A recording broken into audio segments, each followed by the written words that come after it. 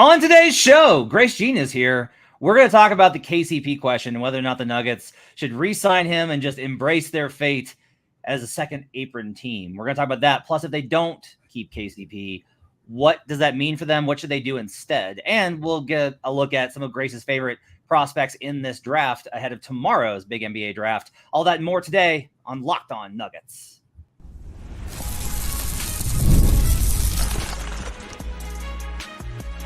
You are Locked On Nuggets, your daily Denver Nuggets podcast. Part of the Locked On Podcast Network, your team every day.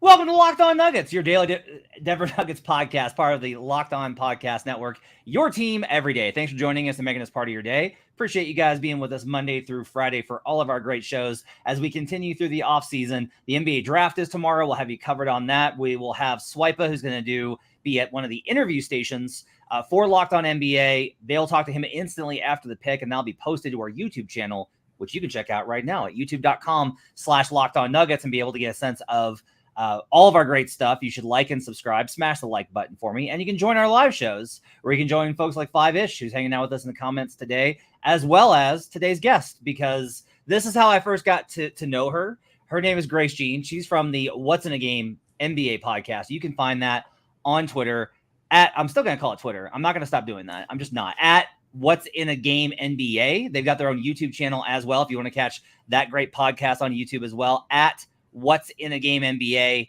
on YouTube. So it's youtube.com/at What's in a Game NBA. Her name is Grace Jean, and her Twitter handle is at Erin Burr, ERIN Burr 27. Erin, thanks so much for joining me. Thanks, Matt. Thanks for having me. Today's show is brought to you by FanDuel. Make every moment more as the playoffs wind down. The sports stop sportsing like we want them to, except for the WNBA. But this summer, FanDuel is hooking up all customers with a boost or a bonus daily. That's right. There's something for everyone every day all summer long. Visit FanDuel.com/lockedon to get started. So Grace started coming into the comments section. I don't even remember when you first started popping in. It seems like, I don't know, a year or two? Probably like last summer is when I was popping into the comments. Like a year. And she always had really insightful comments and questions. And I was like, she really kind of knows her stuff. She would have really good responses on things. I started following her on Twitter, and she's got really good thoughts on the NBA in general. Really thought it was really insightful. And then I checked out What's in a Game NBA and was with her and Will Jones and was like, wow, this stuff's really good. So I wanted to have her on the show today, especially because there was kind of an inflection point where we were going back on and forth on Twitter about KCP and about this decision the Nuggets have about basically the Nuggets can re-sign KCP. They can keep him. There's not like Bruce Brown. There's been this comparison of the Bruce Brown situation. It's not that. The Nuggets literally could not offer Bruce enough money to stay based off of the market that he was getting. The Nuggets can offer KCP as much money as they want. The problem is that to do so, they're going to have to go into the second apron. So for those of you that are uninitiated, the NBA is set up basically two levels. You go into luxury tax, and the owner has to pay $1 for every dollar that they spend over that amount. Boo-hoo on the billionaires, right?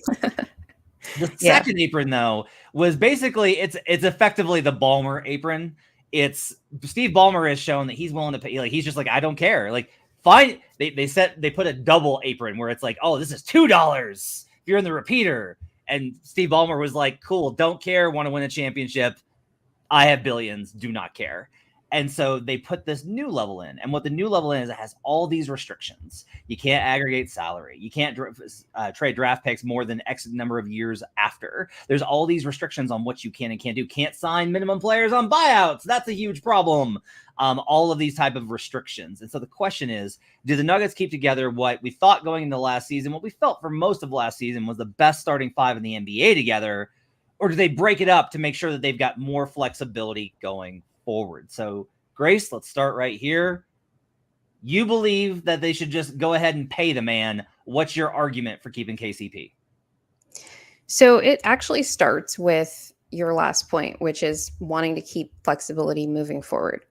The Nuggets are not a team that, generally speaking, is going to get the best guy on the mid-level exception anyway, which they would lose if they went into the second apron. They've mostly built this team out through drafting and trades. And the problem with losing KCP as an asset and we can talk about losing him as a player as well, is that they would not have contracts outside of the core starters that they would be able to trade for like usable players. If they were able to keep KCP on like a above, market value probably, but reasonable deal. So I'm not talking about $30 million a year for 3+ years. Then they would have a contract that they could trade in the future when they do need to upgrade their roster. Right now, because of the limited draft capital into the future, due to the moves that they've made to, add Aaron Gordon to the starting five and add KCP to the starting five, they only have really their bench guys to, put into deals and basically trying to finagle things around the furthest of edges. And if they wanted to trade a different starter, it would completely change the chemistry of what the team does. And not that losing KCP wouldn't also, do that same thing, but it's easier to see what the team could look like if you traded KCP in the future, as opposed to trading an Aaron Gordon or a Michael Porter Jr. or even Jamal Murray. Yeah. Okay. So this is a pretty well-built argument. The idea basically being, look, it's not that you keep KCP forever. It's not an emotional attachment. It's like, look, retain the asset and use that in the future to go ahead and be able to make the trade that you want to do. I will go ahead and provide some intel. So this is not from the Nugget side. I'll go ahead and say that right up front. This is not from the Nugget side. This is what people around the league are hearing. You said 30 million for KCP. It's not 30 million, but I have heard that there is an offer on the table for 2 years of 25 million per, which is a lot of scratch. Yeah, that's not surprising. Yeah. The other thing here is that's one that I've heard of, and it's no one will be surprised about the team. It's Orlando that is willing to go ahead and put that offer out there. But that's my Orlando Magic. Yeah, your Orlando Magic. Ironically, there's not like that's not the only team though. So there may be teams that are willing to be like, hey, we won't give you as much raw money, but we'll give you a third year at a higher total number, give you a little bit more guaranteed. And so the Nuggets are going to have to contend with all of that. And the question here is like, is it I don't know the answer to this. Is it as simple as whatever KCP comes back with as this is our preferred offer, whether it's 225, 2 years, 50 million, 3 years, 60, whatever that offer is it as simple as, hey, if Denver matches, he stays? Or is he, because this is possible for him to be like, look, like KCP won you a championship. You need to reward the guy. And like those kind of things do play into these negotiations because guys are going to try and, put as much leverage there as possible. At which point the Nuggets can either say, yeah, like, okay, yeah, no, we got you. Like you're valuable to us. We'll keep you. Or do they in turn go the other way and they're like, well, we're going to try and play hardball here, which risks him just being like, I don't want to deal with this. Screw it. I'm gone. I'm going to take the money that I know is there because there is a musical chairs aspect of this where the money will go fast regardless of what it is. Like there will be teams that will still have floor, but you may wind up being like, yeah, no, you can get, 3 years, 90 or whatever, but it's Detroit. Do you want to go to Detroit? Because last time was not fun for you in Detroit, and they're somehow worse now. And so like these type of questions I think are really important to kind of manage. From the perspective of the flexibility standpoint, my argument would be, I think it's worth probably at least being open to letting him go. Based one on their confidence in Christian Braun, which I may not share, but they do. And that's part of the equation in terms of stepping into the starting role. And then two, if we kind of assume like the chemistry doesn't return, like the chemistry is going to be different anyway. It's just hard to return chemistry year over year. Like guys, like, things are going to get weirder as stuff like Jamal's extension, whether he gets it or not, Aaron coming up for a deal. Like we're no longer in that era that I talked about last season when they won the championship, which was everybody got paid. So everybody was willing to sacrifice. And so that kind of changes the equation on some of the chemistry concerns with me. As far as the second apron goes, I think it allows for a little bit more flexibility with reshaping the bench, which to me is a priority. Is like you need to be able to figure out something with the bench. If the starters aren't as great, you can work on getting the starters great with Jokic. That's an easier path. If they re-sign KCP, trying to revamp the bench to me seems extremely difficult. Does that make sense? Part of the problem, though, is that losing KCP, especially for nothing, moves everyone up a rung in the ladder. And like you're saying, they have to revamp the bench anyway. But I think that losing KCP puts even more pressure on the aspects of the bench that require internal development, which is Christian, Peyton, and Julian all, getting better. And part of the problem is that the difference between KCP and those guys at on their best night isn't that high, but KCP is a reliable veteran starting caliber player. He played 2,400 minutes last season, and those are all minutes that you're going to need to replace. And he played 35 minutes per game in the playoffs as well. He is that you can play him in the playoffs because he can play both sides of the ball. And regardless of the other changes that the bench needs to make, losing one more player from an already short playoff rotation puts a lot more into question in terms of what is it that the front office needs to do to make this a contending caliber roster, not again, but to the level that, would be acceptable with a team that has Jokic in his prime right now, a team that can make the finals out of the Western Conference. It's a pretty good argument. But if the Nuggets decide not to keep Kentavious Caldwell-Pope, what do they do? We're going to hit that and more up next here on Locked On Nuggets.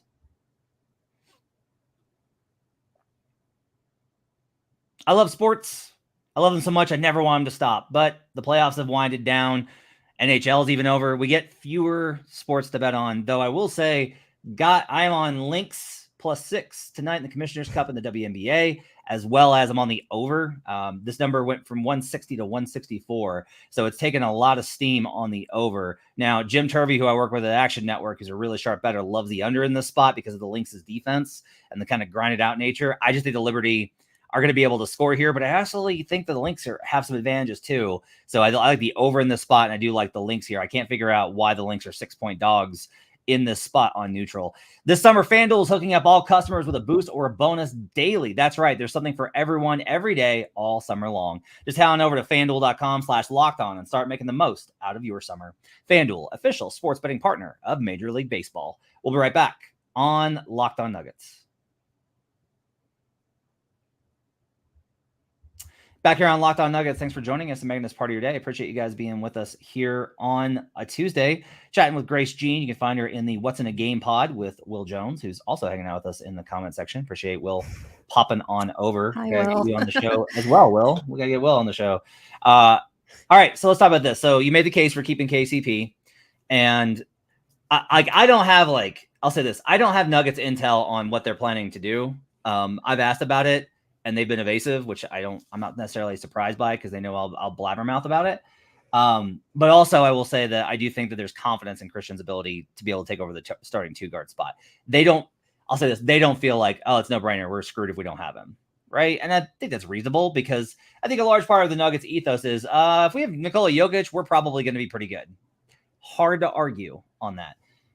If KCP does go, let's say that he gets an offer the Nuggets just can't match. Let's say that he gets something ridiculous, like a Fred VanVleet level number, right, to leave.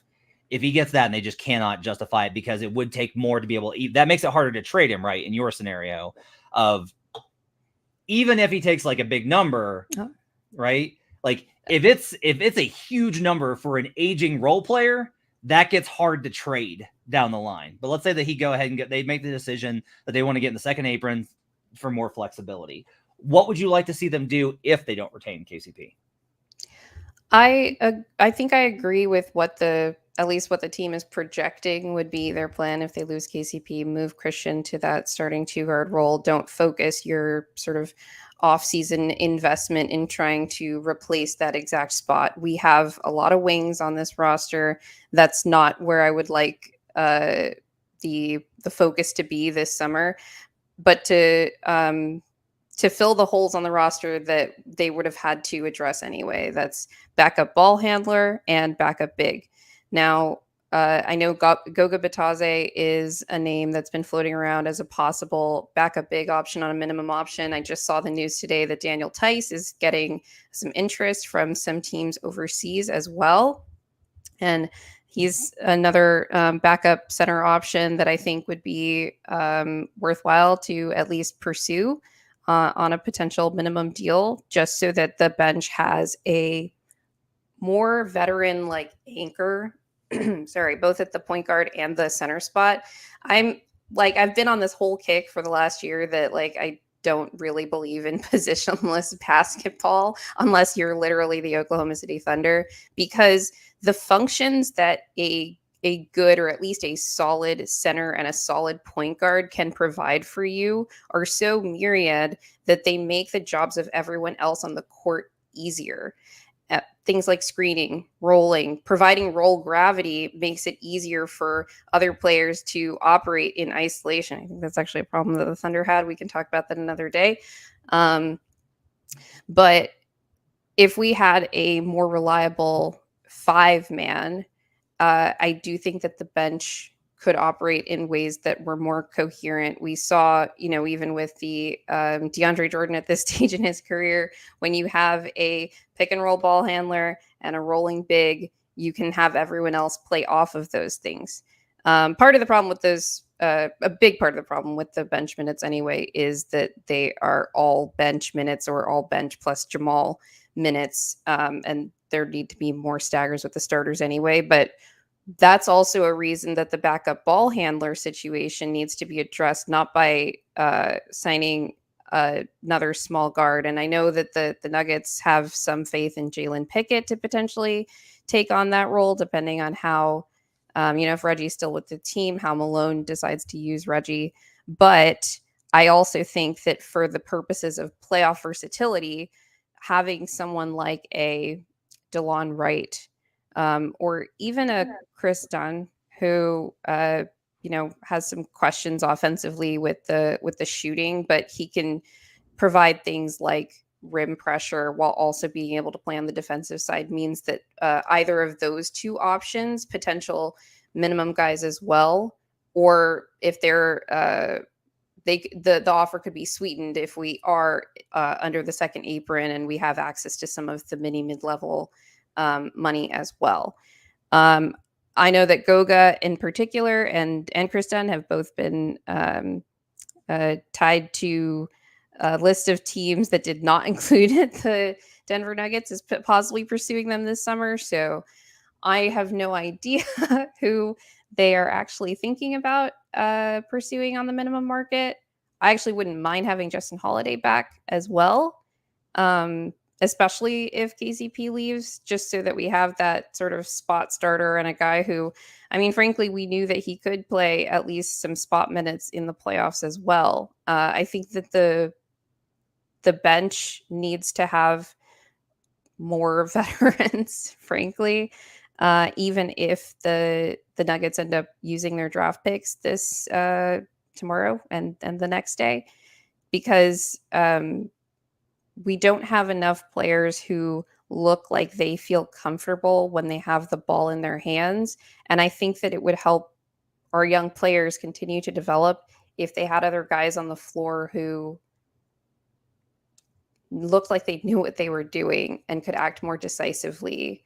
I think that was a real problem for them this past season. Yeah, so it's funny because when they kind of had a veteran group a couple of years ago, the idea was like they need new blood. They need, like, everyone kind of wanted more younger guys, and now they got younger guys, and everyone's kind of like, oh wait, they're not that good. We should probably get some veterans. I think it's an interesting back and forth. There's a couple of things I think in there to hit. You mentioned, so one of the big things is they do need another ball handler. They need someone with size. I originally laughed this idea out because it was brought by our friends from overseas who tend to recommend anyone whose name ends with IC. Like if you're an itch, they want them on the Nuggets. However, I have heard from people outside of Denver that the Nuggets have expressed interest in Vasilij Micic. So he's 6'3", another ball handler. Some complications there on a number of levels. Hasn't exactly popped in the NBA, but might be a perfect fit in the Nuggets system. The center position, I just think is going to be really tough to fill. And this is why, like, I understand why teams didn't go crazy trying to get Kelly Olynyk, but with the fact that Masai Ujiri is now going to hoard him like precious gold, he's going to be like Gollum with the ring. with all of his guys again, especially Olynyk, it just makes it almost impossible to pry him out of there. And that is a bummer because I continue to believe that Kelly Olynyk is the absolute perfect fit for the backup center position and would really help their ability to one, rest Nikola, two, to survive the minutes without him. Chris Dunn is one that's on Swipa's list. Like, from what I can tell, I'll talk to Swipe about it on Swipe and Grab this week on Thursday.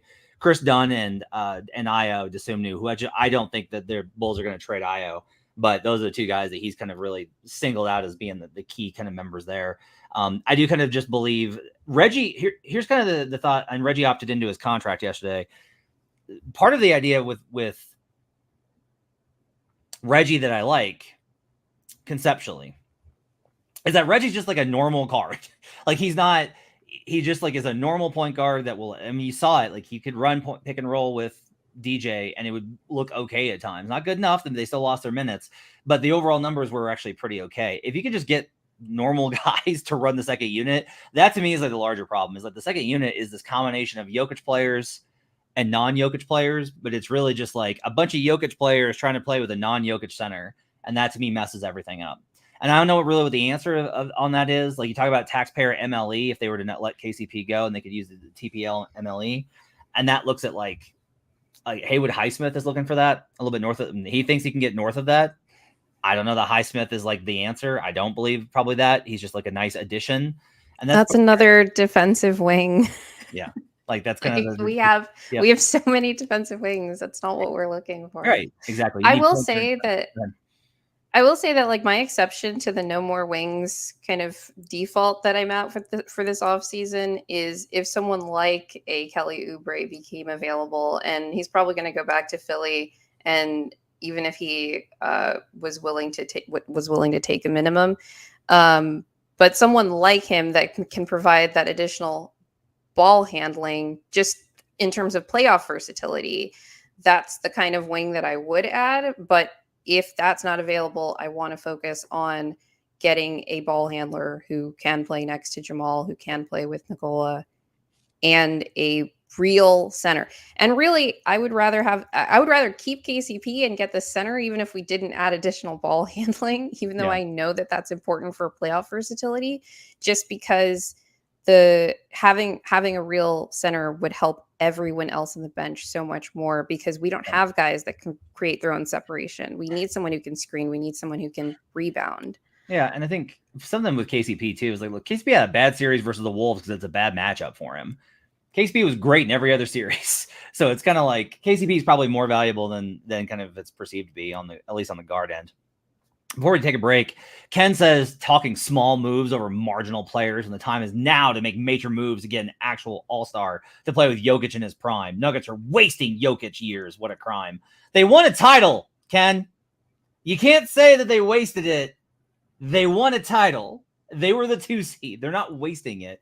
The other thing is, if you want to get an all-star, guess what you're going to need to send? Valuable players. The only way to do that is for the guys they have on roster to play up to those levels so they can then be traded for a guy like that. You're not going to be able to be like, man, Jamal Murray sucks. Trade him for an all-star. What sense does that make? What front office is like, ooh, you know what we want? Come on now. Be a little bit logical. It's okay. One, they want a title. Maybe the Bulls front office. Okay, maybe the Bulls. But then that would mean DeMar DeRozan. And then I love DeMar, very nice guy. One of the nicest guys I've ever interviewed.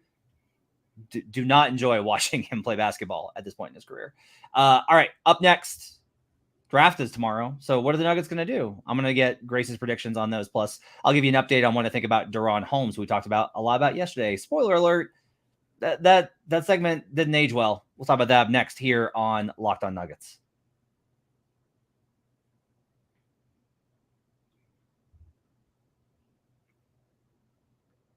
Back here on Locked On Nuggets, final segment here with Grace Jean here on Tuesday. Thanks for joining us. Appreciate you guys being with us. I'm hoping to have some more Nuggets guests from the online universe on, so you guys can get introduced to them. If you're just a podcast or YouTube watcher, you can get introduced to some new folks. Once again, you can catch Grace on Twitter at Aaron Burr, ERIN Burr 27, and she's on the What's in a Game NBA podcast. You can catch that at What's in a Game NBA on both Twitter and YouTube. Okay. So the draft is tomorrow. The Nuggets still have the 28th pick. I do want to give a quick update because Adam and I did a whole segment on Deron Holmes and how much we loved him, and we didn't understand why he would be there, and he keeps getting mocked there. And then I talked to some people, and everyone's like, "Yeah, no, he's not going to be there. That's not going to happen. He's going to go way before then." They don't know exactly where, but there is not. It would be very surprising to Denver if Deron Holmes was still there at 28. They would be very surprised. People around the league would be very surprised. The Wolves have today started to be mocked with him, which would be kind of ironic that Tim Conley once again just swipes the Nuggets. That'd be pretty funny. That's only one pick above them, obviously, but there's actually teams higher up that are very. Holmes, I think, is a riser here late in the week before the NBA draft, so I'm not thinking that he's going to be available. So with that said, Grace, who else is on your list for potential fits for the Nuggets with the 28th pick tomorrow? Yeah, I Holmes has been just a favorite of literally every fan base that's been following the draft, so it's not at all surprising that they don't think that he'll be there. He's obviously my first pick for the Nuggets. I do think that they need to fill that backup center forward spot with someone else in the developmental pipeline because thus far Zeke has not been it. I also am interested in Kyle Filipowski. I know Adam has talked a bit about him on this show on DNVR. He can just kind of play that Jokic light, play as a hub, like skilled center. Defensively, question marks, but I think the point of for me having him out there is just keeping some continuity with the way that the Nuggets play, even when Jokic is off the floor. And that could even be defensively. So potentially they could try to use him at the level, things like that. If we go the wing or guard route, Isaiah Collier is someone who might fall. He's actually somebody that I would be pretty surprised if he fell past the Wolves because from everything I've heard, they're looking for more shot creation this offseason, whether it's through the draft or through free agency, maybe trades. So I don't actually think that he'll fall to us just because the Wolves choose right before us. So, I'm glad that they won game 80, but am I glad that they won game 80? He is this point guard out of USC who's falling in the draft because his first year numbers were not great. I think everything I've heard is that the context was not that great. He had a lot of turnovers, things like that. From all the highlights, it seems like other teams just fully loaded up on him all the time. And it was really cool to see him being able to create for himself and others even through that. So the lowlights were not all that shocking to me. Another one that I really like is Jalen Tyson. He's like a bigger wing who can also create for himself. I think the Nuggets just need some more juice on the perimeter. Guys who are comfortable creating their own shots and maybe sometimes playing outside the lines a little bit. Because even when Jokic was on the floor, like we saw this in the playoffs, how the offense could get really muddled when the guys on the floor are just a little too unsure or don't have quite that skill level. And that was something that I think they missed the most out of not having Bruce this year. Because you're like, well, I mean, he had the floater, but it's like, yeah, but that floater came in really helpful sometimes. When sort of he's attacking a scrambled defense, it's near the end of the shot clock, and he can just like kind of create that for himself. And I think Jalen Tyson could provide a little bit of that. I've also seen him mocked to the lottery too, so no idea where he's going to fall. Another one I really like is AJ Mitchell. I had this like 300th percentile outcome of Jalen Pickett is like Jalen Brunson. So like in another universe, he could give us like 80% of Jalen Brunson. AJ Mitchell actually looks like Jalen Brunson is like 150th percentile outcome. So I don't think he'll quite be there, but he's actually got really good size. He's really crafty, really patient out of pick and roll. I like the way that he uses his change of pace. It's very Brunson-esque, and it's probably the reason that I've seen, Nick's Twitter like enamored with him too. And then in the second round, we have a really, really late pick. So I don't actually think that he'll fall that far, but Tristan Newton, out of UConn. I just really like him as a basketball player. He looks just like B+ or better at like every offensive skill. He comes out of this really smart offensive system in the Huskies. He was a starting point guard for a 2-time national champion. He's versatile in that he can play both on the ball and off the ball, create for himself a little bit with better rim pressure than we have from our perimeter players off the bench right now anyway.